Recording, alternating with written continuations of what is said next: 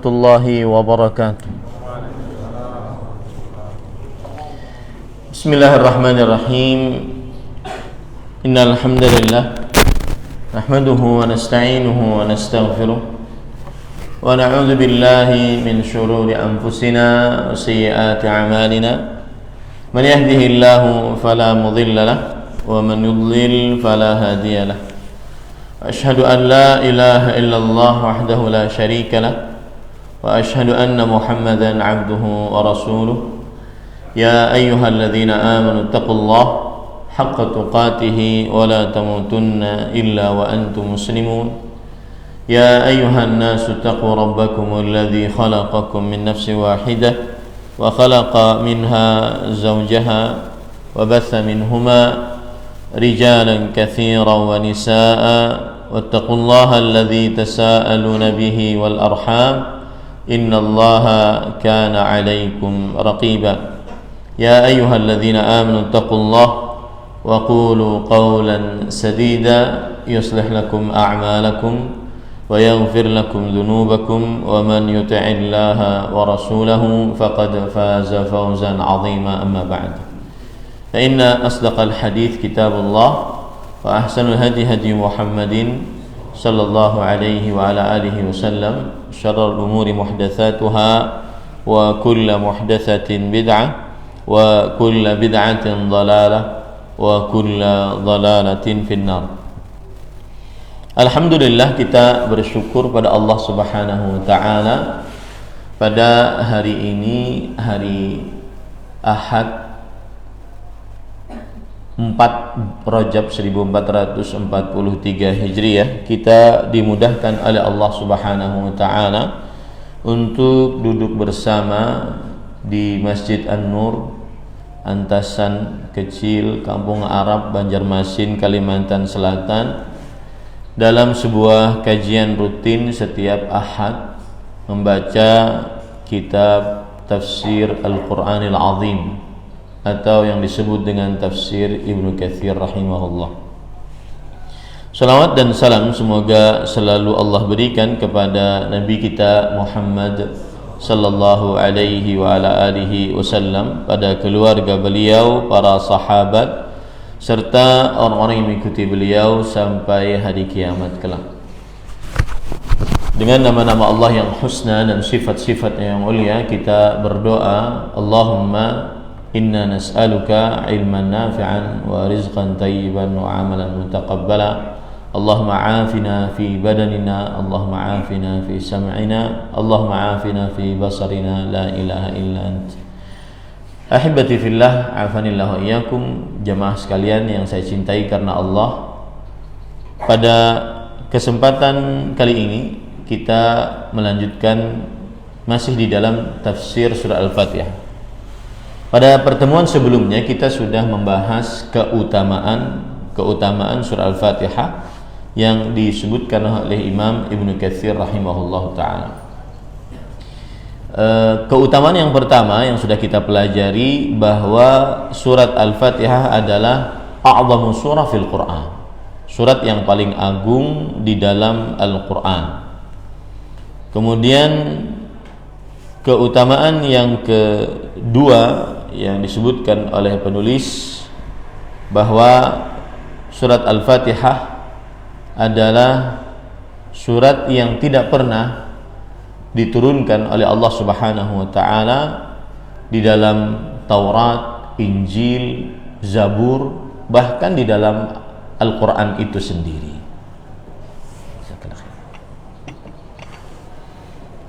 Ya, surat Al-Fatihah adalah ma anzalallahu fit Taurah wala fil Injil wala fil Zabur wala fil Qur'an mithlaha innaha sab'ul mathani. Surat yang tidak pernah Allah Subhanahu wa taala turunkan, baik itu di dalam Taurat, Injil atau Az-Zabur ataupun di dalam Al-Qur'an sepertinya. Kemudian disebutkan juga sebagaimana sudah kita pelajari, bahwasanya surat Al-Fatihah adalah surat untuk meruqyah, surat untuk membaca-bacai dalam rangka pengobatan. Dan ini adalah surat yang paling baik dalam membaca-bacai. Orang yang sedang sakit, baik itu sakit dalam ataupun sakit luar. Sakit dalam seperti orang yang ada di dalam penyakit hatinya, rasa ragu-ragu, prasangka, ya, asyukuk, wasyubah, dan syubuhat. Maka obat yang paling baik adalah membaca surah Al-Fatihah. Di zaman sekarang ada istilah yang lagi ngetren di tengah orang-orang, yaitu OCD, Obsessive Compulsive Disorder. Ini maksudnya adalah orang yang dibisik-bisiki oleh syaitan bahwa dia akan mendapatkan sesuatu yang buruk. Kalau seandainya kamu pergi ke sana, maka nanti kamu akan ada yang mengintaimu. Kalau seandainya anakmu sekolah, maka akan ada yang menculik. Akhirnya dia mengerjakan pekerjaan berulang-ulang. Dan ini banyak, santri saya juga ada, kadang wudu sampai 20 kali. Kalau nggak ditarik itu tidak berhenti. Itu namanya OCD di zaman sekarang. Dan itu sebenarnya adalah khannas, alladzi yuwaswisu fi sudurin nas min syarril waswasil khannas. Itu adalah keburukan waswas dari al-khannas, yaitu seorang jin. Dan obatnya adalah membaca Al-Fatihah. Kemudian yang selanjutnya adalah bahwa keutamaan surah Al-Fatihah yaitu dia rukun salat. Salat tidak sempurna, tidak sah kecuali dengan membacanya. Kemudian selanjutnya keutamaan surah Al-Fatihah. Surah Al-Fatihah adalah disebut sebagai doa. Dan siapa yang membacanya, niscaya Allah Subhanahu wa taala akan mengabulkannya. Baik. Pertemuan sebelumnya kita sudah sampai pada keutamaan surat Al-Fatihah. Sekarang kita ingin membahas tentang beberapa hukum fikih dalam surah Al-Fatihah yang disebutkan oleh Imam Ibnu Katsir rahimahullah. Beliau berkata, "Tsummal kalamu 'ala ma yata'allaqu bihadzal hadits mimma yakhtassu bil Fatihati min wujuh." Kemudian membicarakan hal-hal yang berkaitan dengan hadis, yaitu bahwa surat Al-Fatihah itu adalah salat. Disebut oleh Rasulullah SAW salat. Dan surah Al-Fatihah setengahnya untuk Allah, setengahnya untuk hamba tersebut. Nah, pembicaraan terhadap hadis ini dalam hal-hal yang berkaitan dengan surah Al-Fatihah ada beberapa poin. Yang pertama yaitu penulis mengatakan hadza kullu la ala annahu la budda min al-qira'ati fi shalah wa huwa ittifaqun min al-ulama. Ini menunjukkan bahwasanya pembacaan surah Al-Fatihah wajib di dalam salat. Dan ini adalah kesepakatan para ulama. Pembacaan di dalam salat wajib, pembacaan surah Al-Fatihah dalam salat wajib. Dan ini adalah kesepakatan para ulama. Ya. Cuma mereka nanti berbeda pendapat. Nah, jadi poin pertama fikihnya adalah pembacaan Al-Fatihah di dalam salat. Ini poin pertama. Dan ini kesepakatan para ulama rahimahumullahu taala. Allah Subhanahu wa taala berfirman dalam surah Al-Isra ayat 110. Ini dalil atas kesepakatan para ulama bahwa membaca surah Al-Fatihah adalah wajib. Wala tajhar bi salatika wala tukhafit biha wabtaghi baina dzalika sabila. Yang artinya, dan janganlah kamu keraskan bacaanmu dan juga jangan kamu lirihkan bacaanmu, tetapi carilah pertengahan di dalam salat. Maksudnya surat Al-Fatihah wajib dibaca di dalam salat. Mau dia salat sebagai imam, mau dia salat sebagai makmum, mau dia sholat sendirian, maka harus ada membaca surat Al-Fatihah di dalam sholatnya. Kalau tidak sah sholatnya. Nah, kalau kita ingin dalam lagi di dalam hukum fikih, maka hukum membaca surat Al-Fatihah bagi imam dan bagi orang yang sholat sendirian. Ingat ya, bagi imam dan bagi orang yang sholat sendirian, maka hukumnya adalah wajib. Kenapa? Karena surah Al-Fatihah adalah rukun dari rukun sholat bagi imam dan orang yang sholat sendirian. Dan ini pendapat jumhur ulama dari mazhab Maliki, Syafi'i dan Hambali, dan juga jumhur para sahabat Nabi dan para tabi'in. Jumhur itu mayoritas para sahabat Nabi dan para tabi'in, bahwasanya seorang yang imam dan sholat sendirian wajib membaca surah Al-Fatihah, karena pembacaan surah Al-Fatihah adalah rukun sholat. Rukun itu artinya ma la yatimu illa bihi, sesuatu yang tidak sempurna kecuali dengannya. Sholat tidak sempurna kecuali dengannya. Dan dalil jumhur ulama dari mazhab Maliki, Syafi'i dan Hambali adalah hadis yang diriwayatkan oleh Imam Bukhari dan Muslim dari Ubadah bin Samit radhiyallahu an, Rasul sallallahu alaihi wasallam bersabda, la salata liman lam yaqra bi Fatihatil Kitab. Tidak sah salat bagi siapa yang tidak membaca surat Al-Fatihah. Dan kata-kata la salata zahiruhu hamlun nafi fihi ala sihhah. La salata yang terlihat jelas adalah penafian pada hadis tersebut menunjukkan tidak sah, sebagaimana dijelaskan oleh Imam Asy-Syaukani rahimahullah dalam kitab beliau Nailul Awtar. Dalil yang lain yang menunjukkan bahwa surat Al-Fatihah bagi orang yang imam dan sholat sendirian adalah wajib dan dia merupakan rukun dari rukun sholat, yaitu hadis yang diriwayatkan oleh Imam Muslim dari Abu Hurairah radhiyallahu anhu. Rasulullah sallallahu alaihi wasallam bersabda, "Man shalla salatan lam yaqra fiha bi Fatihatil Kitab fahiya khidaj." Siapa yang salat apapun bentuknya, entah itu salat wajib, salat sunnah, salat jenazah, ya, apapun salatnya yang tidak membaca di dalamnya surah Al-Fatihah, maka dia adalah khidaj. Dan para ulama rahimahumullah ta'ala, di antaranya Imam Syaukani mengatakan al-khidaj ma'nahu naqisah. Khidaj artinya salatnya kurang. Dan al-aslu anna salatan naqisah la tusamma salatan haqiqatan. Dan asal hukumnya salat saat dinamakan salat yang kurang, maka ini tidak dinamakan salat secara hakiki. Artinya salatnya tidak sah. Nah, sekarang hukum membaca Al-Fatihah bagi makmum di dalam sholat yang dikeraskan suara imamnya. Hukum membaca Al-Fatihah bagi makmum di dalam sholat yang dikeraskan bacaan imamnya, seperti subuh tadi, kemudian maghrib, isya, Jumat, sholat istisqa, sholat gerhana bulan, matahari dan selanjutnya, ya, dikeraskan bacaan imam.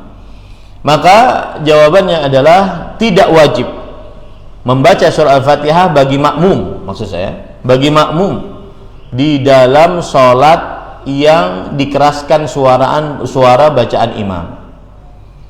Dan ini adalah mazhab Hanafi, Maliki dan Hambali, dan pendapat yang lama dari mazhab Syafi'i. Pendapat yang lama dari mazhab Syafi'i.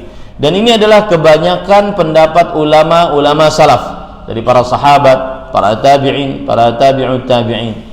Syekhul Islam Ibnu Taimiyah rahimahullahu taala berkata dalam kitab Al-Fatawa Al-Kubra, wa huwa qaulu aktsaris salaf, dan dia adalah kebanyakan pendapat para ulama salaf, para tabi'i, para sahabat, para tabi'in, para tabi'ut tabi'in. Annahu idza sami'a qira'atal imam ansat, bahwa seorang makmum kalau mendengar suara imam, maka dia diam. Tapi Ustaz, sekarang kan ada mikrofon enak. Dulu nggak ada mikrofon kan. Lalu bagaimana? Sama saja imam juga tidak mendengar, makmum juga tidak mendengar. Maka yang di belakangnya kan mendengar. Ya, yang di belakang imam tepat, mungkin sebaris dua baris kan mendengar bacaannya imam. Nah, yang di belakangnya mengikuti apa yang di depannya. Dalil yang menunjukkan bahwasanya makmum saat imam membaca dengan suara yang keras di dalam sholat tidak membaca Al-Fatihah, yaitu keumuman ayat surat Al-A'raf ayat 204. Allah Subhanahu wa taala berfirman, "Wa idza quri'al Qur'anu fastami'u lahu wa ansitu la'allakum turhamun." Jika dibacakan Al-Qur'an, maka dengarkanlah bacaan tersebut dan simaklah dengan seksama, pahami, tidak mendengar kecuali itu, agar kalian diberikan rahmat oleh Allah Subhanahu wa taala. Imam Ibnu Qudamah di dalam kitabnya Al-Mughni berkata, qala al-Imam Ahmadu ajma'an nasu ala anna hadhihi al-ayata fi shalah. Kata Imam Ahmad rahimahullah, para ulama berijma', ijma' itu bersepakat bahwa ayat ini dimaksudkan adalah saat sholat.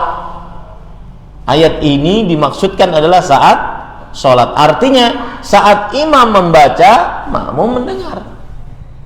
Ya, ini para ikhwan yang dirahmati oleh Allah.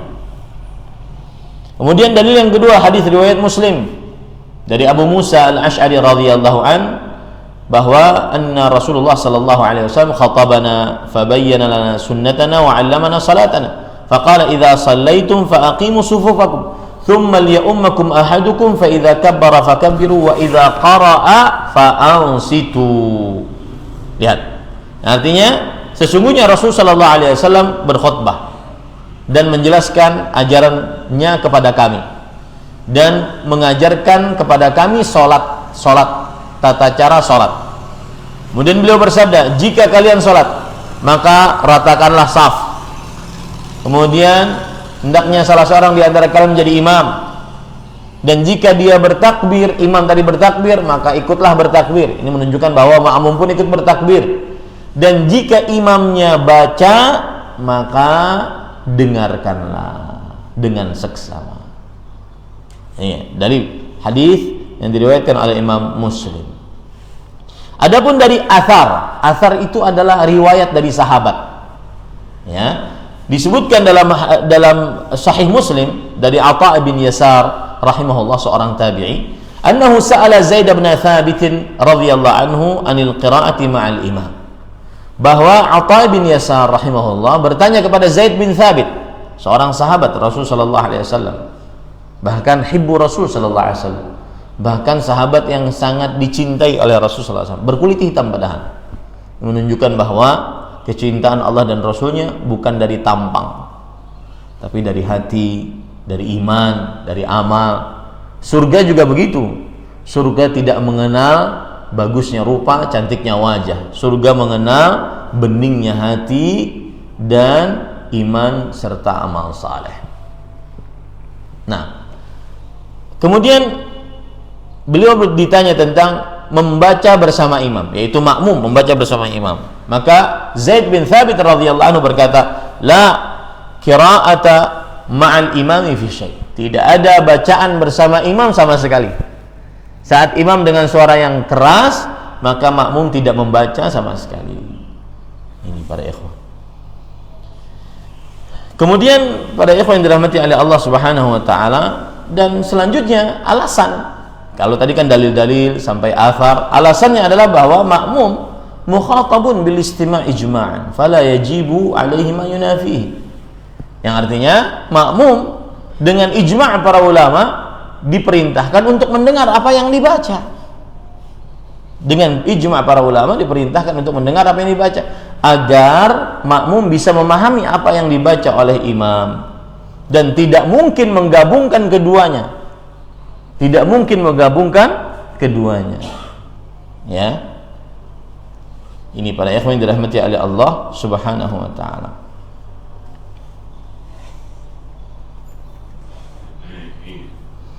Kemudian yang kelima, kalau makmum membaca, imam juga membaca, jadi bersahut-sahutan. Jadi bersahut-sahutan. Kemudian yang keenam, yaitu tidak dinukilkan dari para sahabat bahwa mereka membaca di belakang Rasul sallallahu alaihi wasallam. Jadi jumhur yang mengatakan bahwasanya harus baca. Makmum salat sendirian, imam harus baca. Mereka sendiri berbeda pendapat kapan membacanya. Paham maksudnya?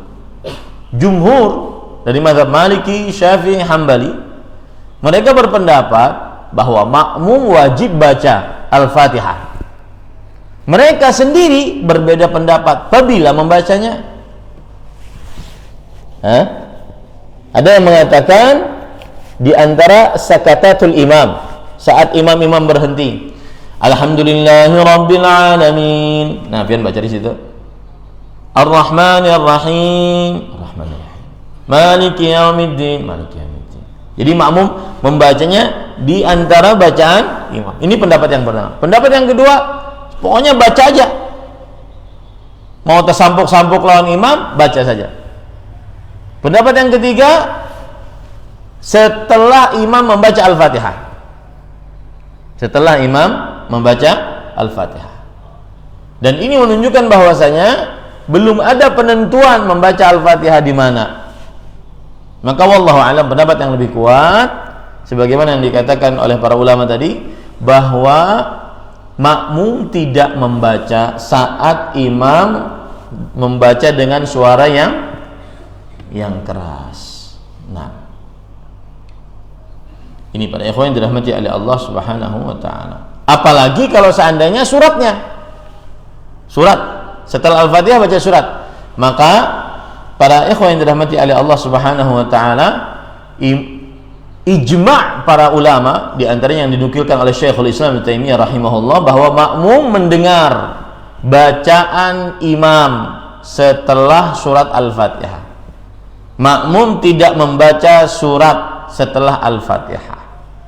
Ya, itu ijma' yang dinukilkan oleh Syekhul Islam Ibnu Taimiyah rahimahullah taala. Taib. Para ikhwah yang dirahmati oleh Allah Subhanahu wa taala,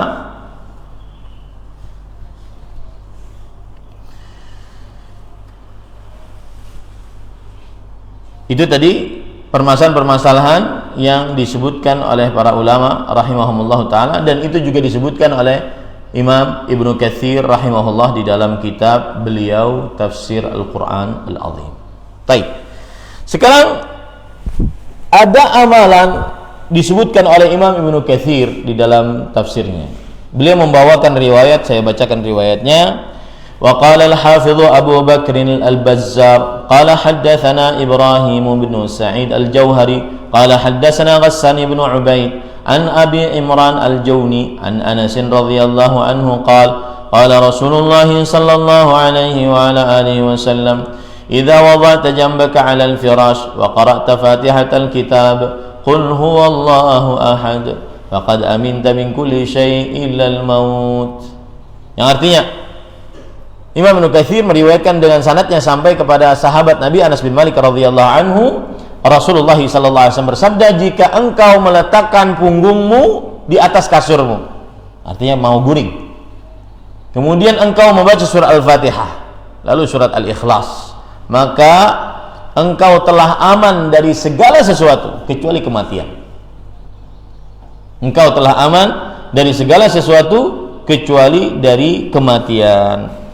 Para ikhwan yang dirahmati oleh Allah Subhanahu wa taala, hadis ini hadis yang sayangnya lemah. Ya, sayangnya lemah karena di dalamnya ada seorang perawi namanya Ghassan bin Ubaid wa huwa dhaif, kata Al-Haythami, bahwa dia adalah seorang rawi yang lemah dan dilemahkan oleh Imam As-Suyuti rahimahullah di dalam kitab beliau Ad-Durrul Mansur. Kemudian juga dilemahkan oleh Imam Al-Munziri karena ada Ghassan bin Ubaid ini. Ya. Kemudian dilemahkan juga oleh Yahya ibnu Ma'in, kemudian Ibnu Adi. Ulama-ulama hadis melemahkan hadis ini. Ini menunjukkan tidak bisa diamalkan hadis ini. Ya, amalan agar aman dari segala sesuatu. yaitu membaca Al-Fatihah sebelum tidur, kemudian Al-Ikhlas. Dan dia lemah. Nah, biasanya sebagian orang-orang yang membolehkan beramal dengan hadis lemah, mereka yang ini digembar-gemborkan. Ya, akhirnya masyhurlah hadis-hadis yang lemah. Hadis-hadis yang sahih seperti misalkan mengumpulkan kedua telapak tangan, kemudian meludahi sedikit kedua telapak tangan tersebut, jangan juga dahak dikeluarkan. Ya, meludahi sedikit lalu baca surah Al-Fatihah, surat Al-Ikhlas, Al-Falaq, An-Nas 3 kali, kemudian diusapkan ke seluruh tubuhnya. Ini hadis yang lebih sahih daripada yang ini.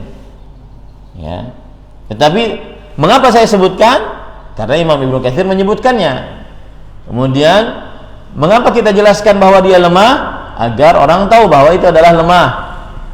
Kemudian di sana banyak hadis-hadis yang sahih yang kita baca di waktu malam hari sehingga menjaga kita.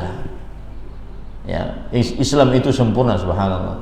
Baca surat 2 ayat terakhir dari surah Al-Baqarah, man qara'a bil ayataini min akhir surat Al-Baqarah kafata. Siapa yang membaca di malam hari 2 ayat terakhir dari surah Al-Baqarah, dari amanan Rasul sampai farhamna sampai akhir, pokoknya sampai akhir dari surah Al-Baqarah, fansurna 'alal qaumil kafirin, maka 2 ayat tersebut akan mencukupkannya. Kata Al-Hafidz Ibnu Hajar Al-Asqalani rahimahullah, 2 ayat tersebut mencukupkannya min kulli syarr, dari segala keburukan.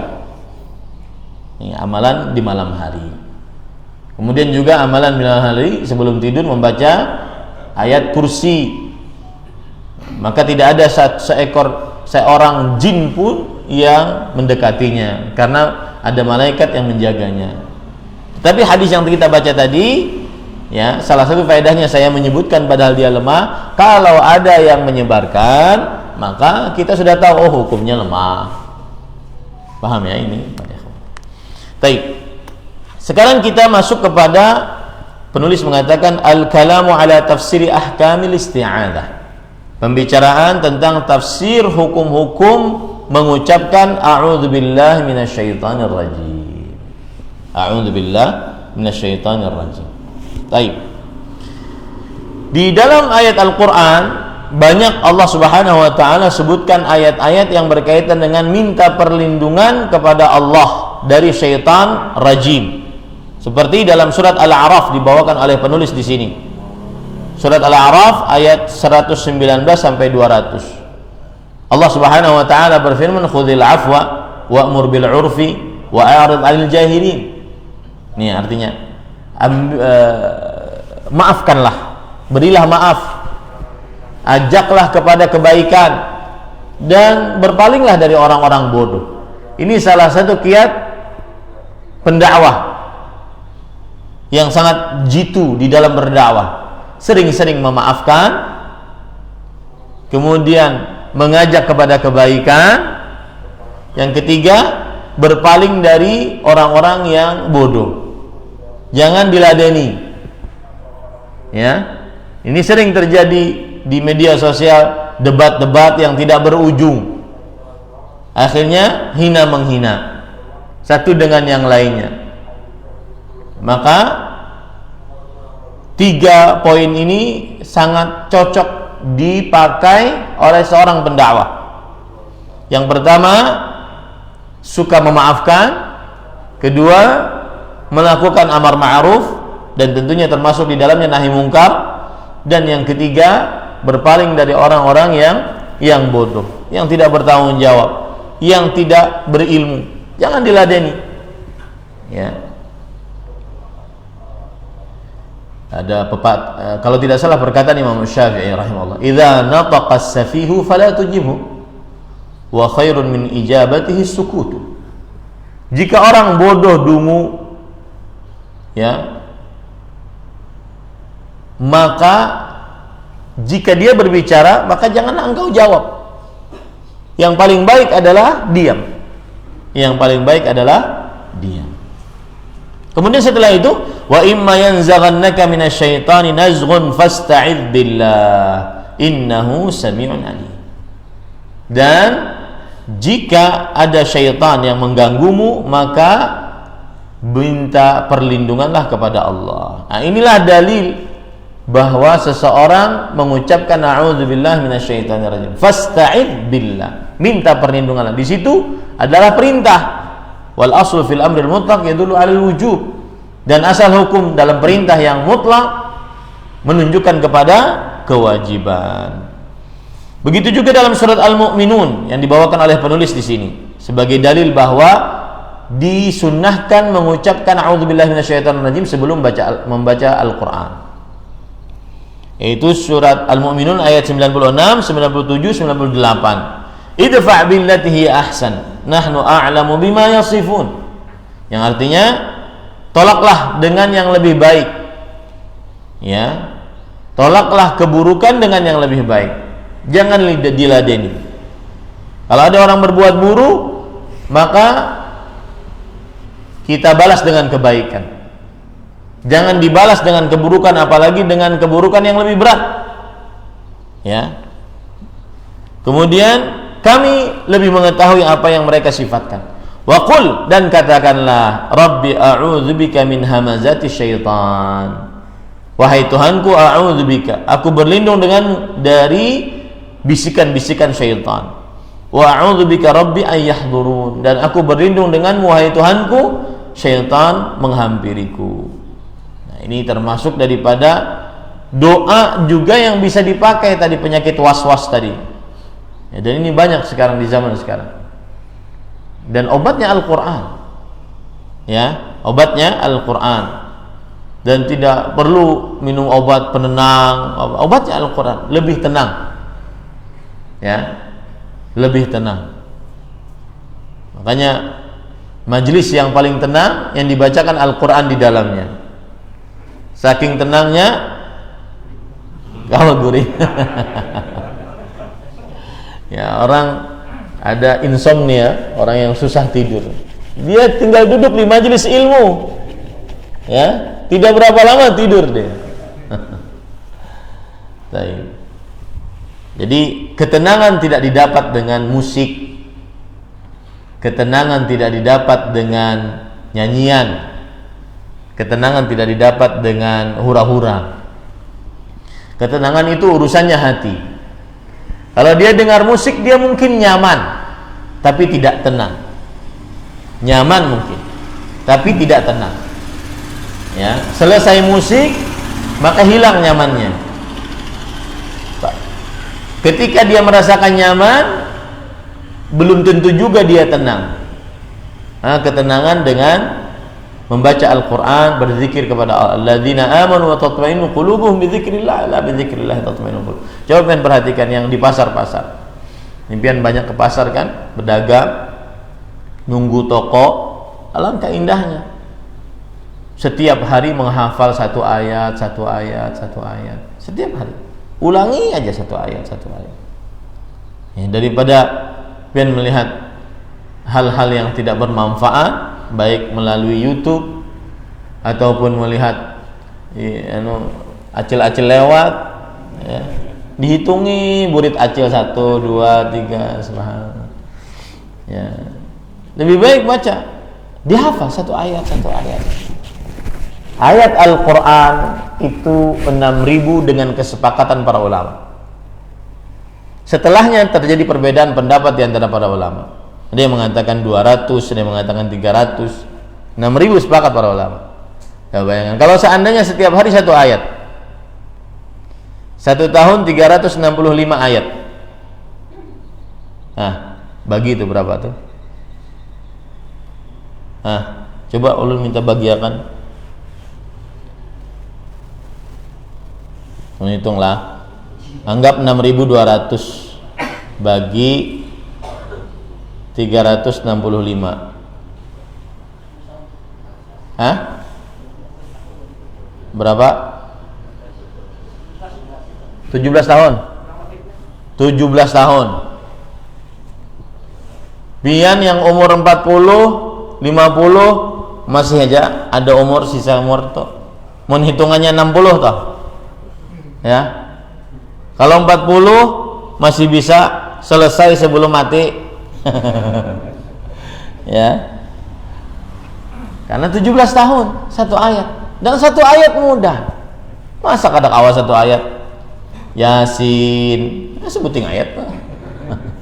Nun, Qaf, sebutin ayat. Daripada nonton, apalagi mohon maaf ya, kai-kai ulun nih, ami-ami ulun sudah beruban, sudah bercucu, yang ditonton orang berjoget, ya, tidak ada manfaat, nambah dosa. Ada kisah menarik, subhanallah. Ulun sering kisahkan ini kalau berhadapan dengan orang yang lebih tua. Ada seorang tabi'i, bahkan disebut beliau sebagai Abidul Haramain, Al-Fudail bin Iyad rahimahullah.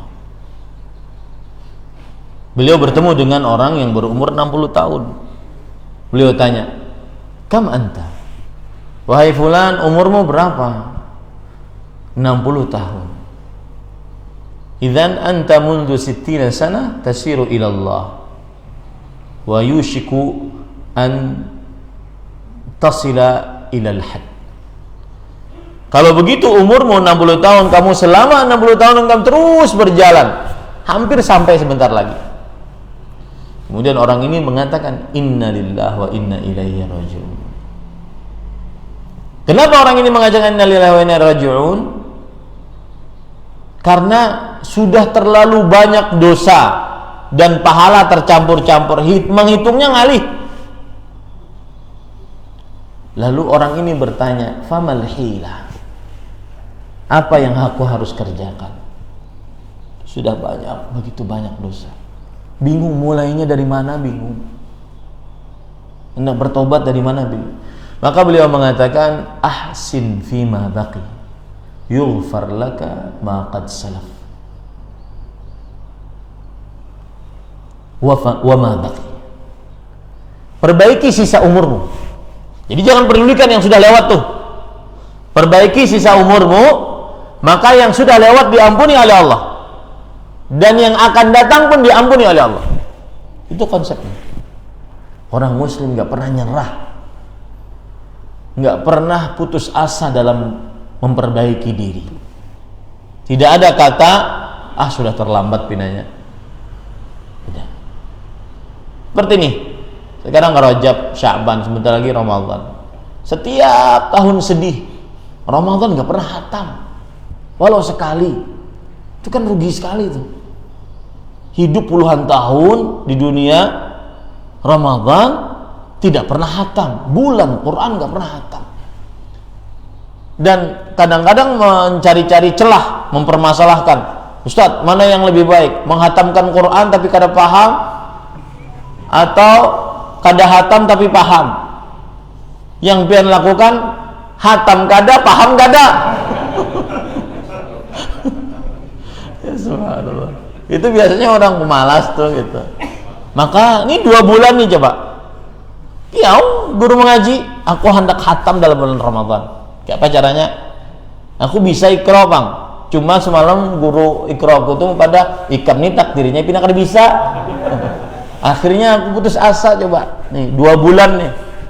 Kalau perlu di Masjid An-Nur disediakan ya guru-guru yang bisa mengajari agar lancar baca Quran dalam Ramadan dan hatam kita sama-sama.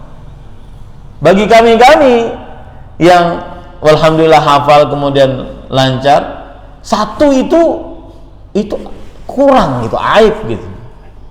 Aib. Ya, aib itu satu kali hatam tuh aib. 5, 6, 7 tuh. Bulan Quran. Bagi para santri 1 kali hatam tuh aib tuh, karena mereka sudah lancar baca Quran.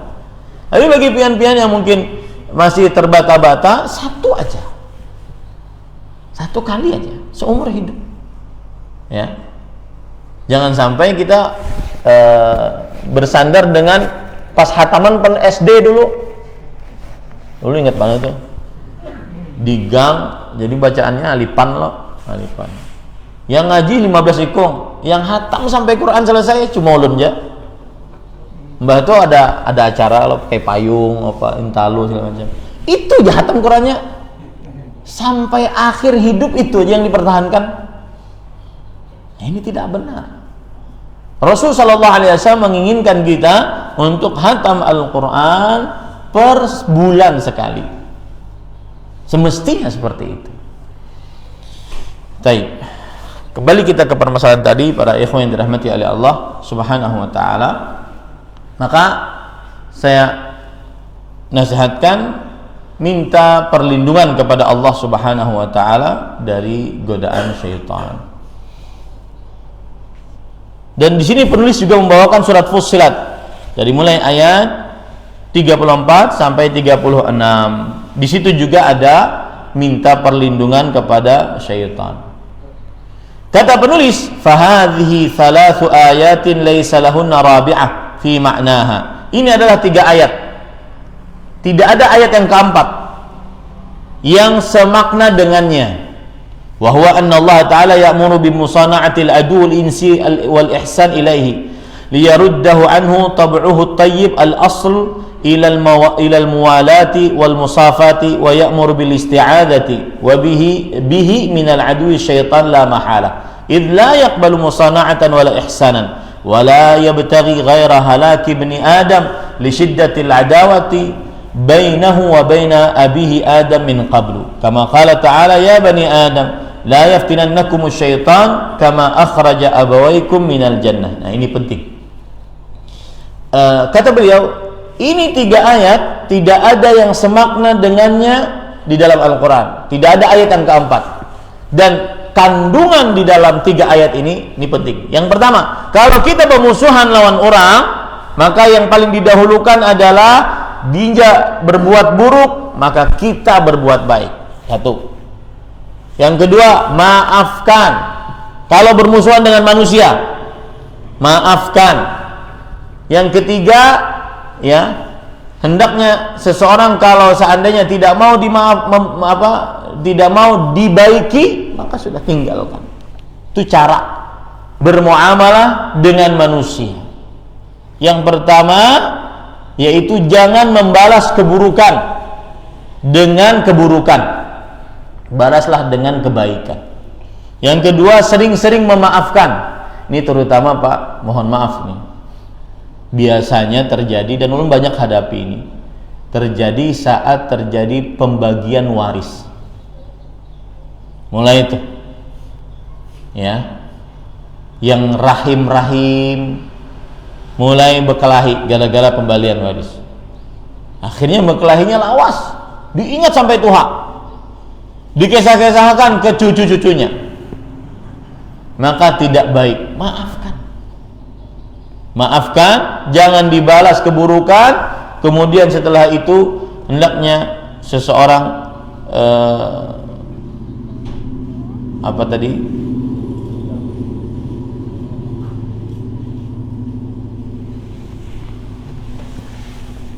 maafkan, kemudian tidak membalas. Kemudian setelah itu dia berpaling dari orang-orang yang bodoh. Jangan dilawani. Berpaling dari orang yang bodoh, jangan dilawani. Nah, beda dengan musuh dari syaitan. Nggak boleh pemaafan. Ya. Musuh dari syaitan hanya ada satu yang kita harus lakukan, yaitu bermusuhan. Musuh dari syaitan yaitu bermusuhan. Makanya ulun tidak sepakat kalau ada orang meruqyah, kemudian yang diruqyah itu diintegrasi. Siapa ikam? Jarjinnya jin tomang. Berapa umur ikam? Di mana rumah? Apa gawian? Makan apa? Ini integrasi begawi katanya. Lain ruqyah. Ruqyah tidak seperti itu. Ruqyah baca ini saja. Dan diajak masuk Islam. Itu saja. Dan wajib menjadikan syaitan sebagai musuh. Tidak boleh menjadikan syaitan sebagai kawan. Nah, itu pesan dari Imam Ibnu Katsir rahimahullahu taala. Kenapa? Karena iblis yang merupakan pemimpin para syaitan yang kafir terhadap Allah Subhanahu wa taala, dia bermusuhan dengan nenek moyang kita Adam alaihissalam. Dari mulai semenjak dahulu. Ya, makanya Allah berfirman dalam surah Al-A'raf, dibawakan oleh penulis di sini ayat 27, ya bani Adam la yaftinannakum syaitan kama akhraja abawaikum minal jannah. Wahai anak Adam, jangan sampai syaitan memberikan godaan kepadamu sebagaimana dia telah mengeluarkan kedua nenek moyangmu dari surga. Kemudian Imam Ibnu Katsir juga membawakan surat Fatir ayat 6. Inna syaitana lakum aduun fattakhidhuhu aduwa. Sesungguhnya syaitan bagi kalian adalah musuh, jadikanlah ia sebagai musuh. Ini tidak boleh berteman dengan syaitan. Makanya sangat dianjurkan, dan ini ada kisah, nanti ulun kisahkan, sangat dianjurkan hari Jumat subuh, yang dulu kita ulun kajian di sini, hari Jumat subuh imam membaca surat As-Sajdah, karena di dalamnya ada sujud tilawah, sujud sajdah, yang salah satu faedahnya adalah dalam hadis Rasulullah SAW bersabda, idza qara'a ibnu Adam as-sajdata fasajada i'tazara syaitan yabki fayaqul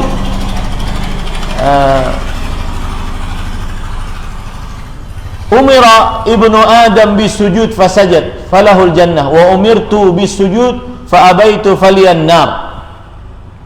Kata Rasulullah SAW, anak Adam jika membaca surat As-Sajdah kemudian dia sujud, maka syaitan akan kebuncu, menangis. Itu yang kita harus lakukan kepada syaitan, membuat dia menangis, membuat dia terhina, membuat dia kalah. Itu selalu yang kita lakukan kepada syaitan. Ya, anak Adam membaca surah As-Sajdah lalu dia sujud, maka syaitan akan kebuncu, menangis. Kemudian dia berkata, ya waili, alangkah celakanya aku. Anak Adam diperintahkan untuk sujud, lalu dia sujud, maka baginya surga. Dan aku diperintahkan untuk sujud, maka aku enggan, maka bagiku neraka. Ya, ini para ikhwan yang dirahmati Allah. Dan jangan tinggalkan itu. Harus membuat syaitan menangis, harus membuat syaitan sedih, harus membuat syaitan merasa hina. Seperti misalkan azan. Azan itu termasuk daripada yang menghinakan syaitan. Kalau dikumandangkan azan di masjid, maka syaitan akan kabur sambil dia kentut besar. Ya, sambil dia kentut dengan suara yang besar. Tujuannya apa? Agar tidak mendengar suara azan. Hadis ini bukan berarti siapa yang berkantut ganal itu syaitan. Bukan, ya. Tetapi syaitan kentut besar untuk agar dia tidak mendengar azan. Maka orang-orang yang kadang-kadang pas azan dikumandangkan masih sibuk dengan dunianya, apalagi dengan handphonenya, ini termasuk daripada perbuatan-perbuatan yang menyenangkan syaitan. Menyenangkan syaitan.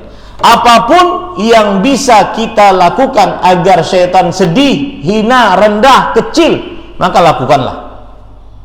Maka lakukanlah. Seperti makan dengan bismillah. Itu pian dapat pahala kalau seandainya aku kada hendak memberi makan lawan syaitan.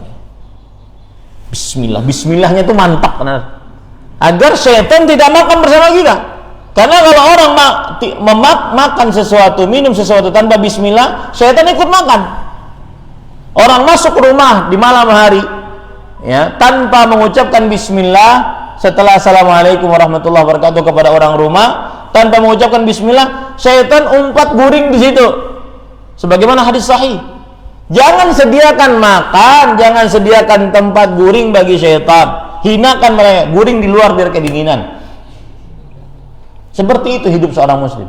Fattakhidhuhu aduwan, jadikan bagi kalian syaitan itu sebagai musuh. Mengapa demikian? Innama yad'u hizbahu liyakunu min ashabis sa'ir. Karena dia akan mengajak pengikut-pengikutnya sebagai penghuni nerakanya Allah Subhanahu wa taala. Kemudian penulis membawakan juga surah Al-Kahfi ayat 50.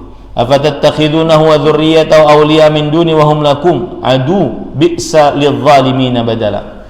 Apakah kalian menjadikan dan juga keturunan kalian menjadikan apakah kalian menjadikan syaitan dan juga keturunan syaitan, yaitu para iblis dan para syaitan, sebagai penolong kalian dan meninggalkan Allah Subhanahu wa taala, padahal mereka itu iblis dan para syaitan adalah musuh bagi kalian. Ya, sungguh ini adalah gantian yang sangat buruk bagi orang-orang yang zalim. Maka jangan pernah menjadikan syaitan sebagai musuh. Dan ini tafsiran dibawakan oleh Imam Ibnu Katsir rahimahullah ketika menafsiri a'udzubillahi minasyaitonir rajim yang dibaca sebelum membaca surat Al-Fatihah. Kemudian para ikhwah, salah satu yang bisa memenangkan kita pertarungan melawan syaitan adalah dengan memurnikan ibadah kepada Allah, bertauhid kepada Allah Subhanahu wa taala. Jadi kita ini punya musuh dan wajib menjadi musuh, kada boleh berkawanan. Siapa itu? Syaitan. Makanya heran kalau ada orang mengatakan terutama dalam keadaan yang normal ya. Mungkin sekarang di masjid-masjid yang mulai merenggangkan lagi, maka itu hajat keperluan ya. Dalam keadaan normal kadang-kadang kita merapatkan saf, dan itu syariat. Ada orang yang mengatakan ya, yang paling penting di dalam sholat itu hatinya, akhlaknya, bukan kerapatan safnya. Tidak mengapa saya sholat bersama setan samping saya. Nah, ini aneh. Ini aneh dari seorang yang kadang-kadang dianggap sebagai ahli ilmu. Ini aneh. Kita harus menghinakan syaitan, kita harus memusuhi syaitan. Ini para ikhwah yang dirahmati oleh Allah Subhanahu wa taala. Nah, obat ataupun kiat jitu agar menang melawan syaitan, kita ini kan harus bermusuhan dengan syaitan. Syaitannya kada kelihatan. Kalau berkelahi lawan orang, maka kita bisa melihat musuh. Kalau ganal buka kita. Kalau bawa senjata buka aja. Tapi kalau seandainya sama sepantaran, ayo kita lawan. Kalau halus apa lagi? Nah, ini musuhnya kada kelihatan. Kekuatannya seberapa, senjatanya apa, kada kelihatan. Tapi harus jadi musuh. Tidak boleh jadi kawan selama hidup. Harus bermusuhan. Nah, itulah syaitan. Nah, kita harus mencari kiat jitu agar menang melawan syaitan. Disebutkan oleh Allah, disebutkan oleh penulis di sini surat Sad ayat 82 sampai 83. Yaitu fa bi izzatika la ughwiyannahum ajmain illa ibadaka minhumul mukhlasin. Ya Allah, kata iblis, dengan keagunganmu aku akan sesatkan hamba-hambamu seluruhnya kecuali hamba-hambamu yang ikhlas, bertauhid. Ini tidak akan sanggup syaitan melawan. Orang-orang ahli tauhid, syaitan tidak akan pernah sanggup melawannya. Baik. Itu yang bisa disampaikan. Masih tersisa tentang tentang pembacaan al-isti'adzah, yaitu membaca a'udzubillahi minasyaitonirrajim. Insyaallah pada pertemuan yang akan datang kita lanjutkan. Wa sallallahu nabiyana Muhammad walhamdulillahirabbil alamin. Jika ada yang ingin ditanyakan maka dipersilahkan. Nah, adakah enak bertakun? Silakan. Pengalaman di pasar beberapa tahun. Nggih. Kita bilang masjid sering kan. Ini pengalaman di pasar beberapa tahun. Pasar ini katakan kita alhamdulillah aktif lah dalam masjid, dan teman-teman kita lebih 80% lah yang lalai pasal itu, dan kita kadang-kadang sampai toko kita banyak. Kita ini alhamdulillah juga cuma kita ini tidak ada kepedulian dengan orang-orang sampai toko kita, tapi kita aktif aja, biasa-biasa aja. Boleh kan sampai toko orang-orang yang lalai itu macam-macam. Nah, kami tanyakan apakah kita ada sanksinya nanti dari Allah bahwa kita ini adil sesuai dengan muslim. Saya aktif, yang seperti dikatakan dalam kisah Bani Israil, waktu itu ada Allah mengirimkan malaikat untuk hancur satu kampung. Di mana kampung itu kalau setan luar biasa, maka mereka turun kampung itu. Saya sampai ke kampung itu, malaikat itu jadi menghancurkan kepala kampung itu. Kembali kepada Allah, kata malaikat, turun kampung ada yang soleh, abid. Maka saya tidak menghancurkan itu. Kata Allah, hancurkan bagi dia dulu. Dari saat itu. Kita lakukan apa kita yang pasar ini biasa-biasa ini tidak ada kisahwan akan kena sanksi biasa. Ya. Bagus sekali pertanyaannya. Ulun akan membacakan beberapa hadis yang berkaitan dengan pasar yang beliau sebutkan tadi. Di antaranya hadis riwayat Muslim dari Abu Hurairah radhiyallahu anhu. Rasulullah sallallahu alaihi wasallam bersabda, "Ahabbul biladi ila Allah masajiduha wa abghadul biladi ila Allah aswaquha." Daerah yang paling dicintai oleh Allah masjidnya, masjid-masjidnya. Dan daerah yang paling dimurkai oleh Allah pasar-pasarnya. Imam Nawawi menjelaskan mengapa mengapa pasar adalah yang paling dibenci oleh Allah daerah. Kata Imam Nawawi yang bermadzhab Syafi'i, li'annaha mahallul ghish. Karena dia tempat penipuan. Banyak nipu di pasar. Wal khida', dan juga kepalsuan. War riba, dan juga hutang piutang dengan riba. Wal aiman al kadhibah, dan juga sumpah-sumpah palsu. Wa ikhlafil wa'd, janji yang tidak ditunaikan. Wal i'rad an dzikrillah, ya saya katakan tadi. Dan tempat melalaikan dari berzikir kepada Allah. Dan ulun beri nasihat untuk diri ulun sebelum Bapak Ibu sekalian. Perhatikan waktu-waktu yang manusia lalai dan kita paksa diri kita untuk beribadah. Itu nilainya tinggi di sisi Allah. Saya ulangi. Perhatikan waktu-waktu yang manusia lalai dan kita paksa diri kita untuk beribadah kepada Allah. Itu ibadahnya tinggi di sisi Allah. Seperti waktu duha. Duha yang paling baik jam 10, 11 sampai setengah, sampai sebelum zuhur. Itu orang lagi sibuk-sibuknya, lagi mulai berdagang. Saat itu ambil air wudu, mengingat Allah, salat 2 rakaat. Itu besar pahalanya. Rasulullah SAW bersabda, "Ibnu Adam, irqa' li arba'an awwalan nahar, akfika akhirah." Hadis riwayat Imam Tirmidzi. Wahai anak Adam, salatlah untukku di awal siang 4 rakaat, 2 rakaat salam, 2 rakaat salam. Aku akan cukupkan kehidupanmu sampai akhir siang. Kemudian saat orang-orang guring sepertiga malam terakhir lagi nyanyak, dia paksa dirinya untuk bangun. Tadkhulul jannata bisalam, kata Rasulullah. Maka kamu akan masuk ke dalam surga dengan selamat. Ini termasuk di dalamnya berzikir di saat orang sibuk, lisannya berzikir. Dan di pasar susah untuk itu. Kemudian beliau mengatakan wa ghairu dzalika mimma fi ma'na, dan hal-hal yang lain yang semakna dengan hal-hal tersebut menjadikan pasar tempat yang paling dibenci oleh Allah. Wal masajidu mahallu nuzulir rahmah wal aswaqu didduha.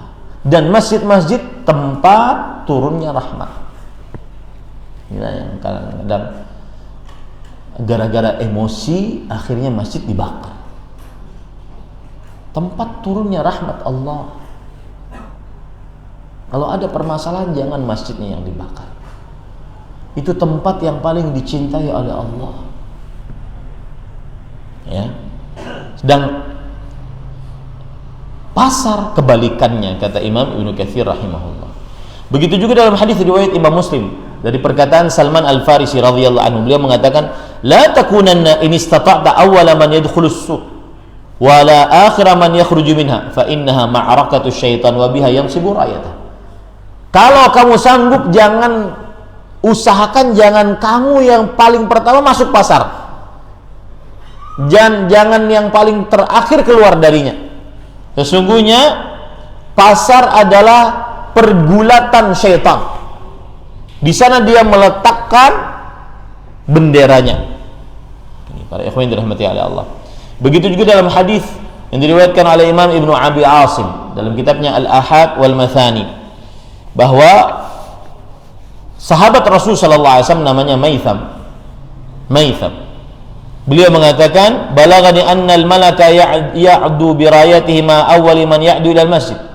Sampai kepadaku bahwasanya malaikat dia membentangkan benderanya bagi siapa yang masuk ke masjid pertama kali. Fala yazalu biha ma'ahu hatta yarji'. Dan malaikat tersebut masih saja menancapkan bendera pada orang tersebut yang pertama kali masuk masjid sampai orang tersebut keluar dari masjid. Fa yadkhulu biha manzilatan. Wa inna syaitan la yaghdu bi rayati ma awwal man yaghdu ila as-suq. Dan syaitan akan memberikan bendera kepada orang yang pertama kali masuk ke dalam pasar. Pertama kali masuk ke dalam pasar. Nah, ini menunjukkan para ikhwan yang dirahmati oleh Allah, pasar adalah tempat yang dibenci oleh Allah Subhanahu wa taala. Nah, pertanyaan beliau tadi, kita di pasar suka ke mushola, ke masjid, tapi kadang-kadang tidak mengajak orang-orang yang di samping kanan, samping kiri, ya, pokoknya nafsi-nafsi, serongan-serongan, ya, hendak ke masjid, alhamdulillah, yang kadang. Nah, ini bagaimana? Padahal di sana ada riwayat bahwa suatu kampung akan hancur binasa ketika orang-orang salehnya tidak melakukan amar ma'ruf nahi munkar. Dan itu yang terjadi pada kaum Yahudi. Kanu la yatanahawna 'an munkarin fa'alu. Mereka dilaknat oleh Allah, Yahudi dilaknat gara-gara orang-orang saleh mereka tidak melakukan amar ma'ruf nahi munkar. Nah, ini bagaimana? Maka jawabannya adalah kita ini, Pak, manusia yang terbaik bukan yang ahli sholat. Manusia yang terbaik bukan yang ahli zikir di atas sejadah. Manusia yang terbaik adalah anfa'uhum, yang paling bermanfaat untuk manusia. Maka kita berdakwah semampu mungkin, mengajak orang-orang untuk ke masjid saat azan zuhur, mengajak orang-orang terutama sholat Jumat. Kalau azan zuhur mungkin dalam tanda kutip, saya tidak juga membenarkan, masih mending dia mungkin ada pelanggan pas orang lagi sholat zuhur berjamaah, dia nanti sholat sendirian tidak berjamaah, masih mending. Sholat Jumat, maka semestinya harus ada hisbah, harus ada di pasar itu yang ditunjuk untuk memperingatkan, ayo sholat, ayo sholat, ayo sholat. Terutama Jumat bagi laki-laki yang muslim balik berakal, bukan wanita yang haid dan nifas. Maka pergilah ke masjid untuk salat berjamaah Jumat. Dan juga zuhur semestinya. Kalau tidak, betul yang dikatakan tadi, akan dikhawatirkan akan menimpa keburukan bagi orang-orang yang ada di situ. Ketika orang-orang yang benar, yang saleh diam. Makanya kita ini tidak cukup untuk menjadi orang yang soleh saja, harus muslih, saleh, muslih. Lihat, bukankah doa kita, Rabbana hablana min azwajina wa dzurriyyatina qurrata a'yun waj'alna lil muttaqina imam. Ya Allah, jadikan anak keturunan kami sebagai yang sejuk dipandang mata, berarti saleh. Dan jadikan ia sebagai imam, pemimpin untuk orang yang bertakwa, berarti melakukan amar ma'ruf nahi. Tapi ini pun semampunya, Pak. Tidak bisa kita ngajak semuanya semampunya. Apalagi kadang-kadang ya orang susah untuk didakwahi. Susah untuk didakwahi. Maka dia mengerjakan semampunya. Sebagaimana hadis Rasul, man ra'a minkum munkaran falyughayyirhu bi yadihi, fa in lam yastati' fa bi lisanihi, fa in lam yastati' fa bi qalbihi, wa dzalika adhaful iman. Siapa yang melihat kemungkaran maka rubah dengan tangannya, kalau tidak sanggup dengan lisan, kalau tidak sanggup dengan hati, minimal mengingkari dengan hati. Ulun sering praktekkan. Misalkan nih, kita di mobil, depan kita ada perempuan, bajunya setengah-setengah, setengah paha, ya setengah dada, setengah-setengah. Kita hendak mengiau pada kawan di mobil, oi, pakai baju yang bujur. Berarti merubah dengan tangan tidak bisa, merubah dengan lisan tidak bisa, akhirnya harus dengan hati. Jangan kenyamanan. Kenapa? Karena ada hadis Rasulullah SAW yang berbunyi, idza umilatil khati'atu fil ard. Jika terjadi dosa di atas muka bumi, kana man syahidaha wa ankaraha kaman ghaba anha. Siapa yang menyaksikannya dengan matanya tetapi dia mengingkari dengan hatinya, seperti dia tidak melihatnya. Wa man ghaba anha faradhiyaha kaman syahidaha. Siapa yang tidak menyaksikannya dengan matanya tapi rela dengan hatinya, dia seperti menyaksikan langsung. Nah, minimal Pak, kalau kada kawat dengan lisan, maka dengan ingkari dengan hati. Nah, itu. Jam 7 sudah lapar kita nah. Cukup kiranya, mudah-mudahan bermanfaat. Sallallahu Nabi Muhammad walhamdulillahirabbil alamin. Subhanakallah bihamdik asyhadu an la ilaha illa anta astaghfiruka wa atubu ilaik. Wassalamualaikum warahmatullahi wabarakatuh.